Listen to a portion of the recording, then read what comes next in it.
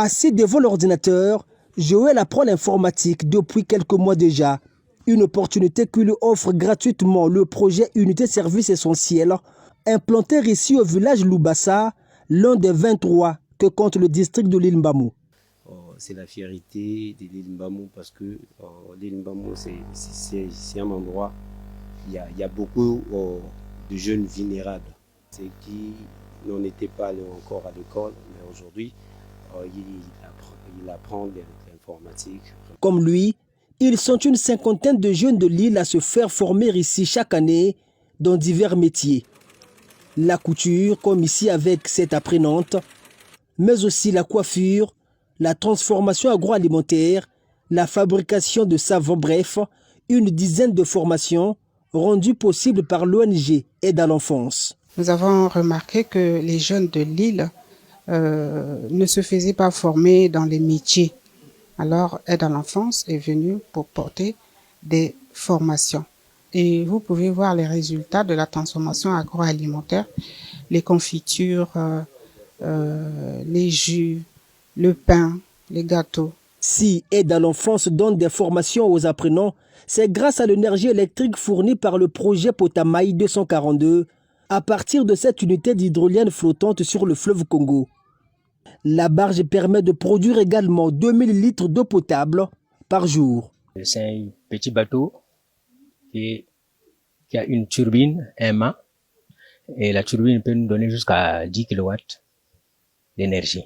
Donc cette énergie-là, c'est celle qu'on utilise dans l'UEC, l'unité de service essentiel.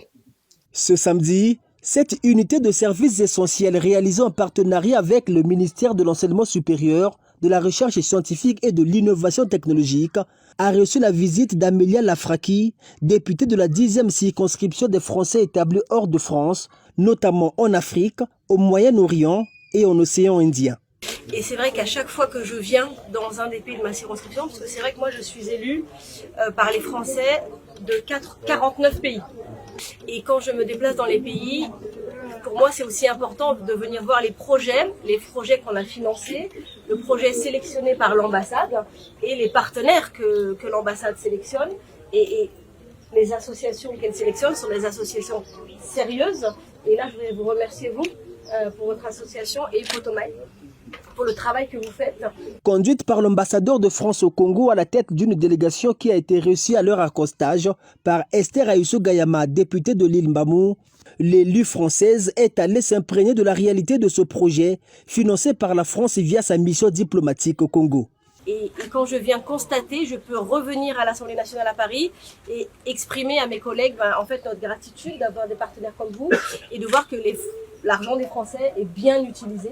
Le contribuable français contribue avec vous en fait à la jeunesse et là on le voit grâce aux formations et donc depuis 2022 je vois que les formations sont de plus en plus diverses et elles répondent aux besoins de la population et vous dire que je continuerai à venir voir les projets. C'est à travers de cette visite technique nourrie d'explications détaillées que la délégation s'est rendue compte du travail fait ici.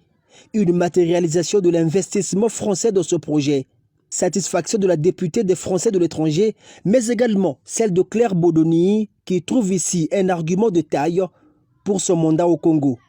Lorsque je reviendrai en France et que je devrai défendre ce que j'ai fait au Congo. Quand je rentre en France, je dois justifier de ce que j'ai réalisé au Congo. Je suis là aussi pour montrer à mes autorités que nous avons travaillé et que les partenaires avec lesquels nous avons travaillé sont contents du travail que nous avons réalisé. Une autre autorité fière de ce projet, c'est bel et bien Esther Ayuso Gayama qui place le développement de l'île Mbamou dans la ligne de mire de son action politique. À ses hôtes, l'élu du PCT a traduit l'intérêt que portent les populations de sa circonscription à cette USCE.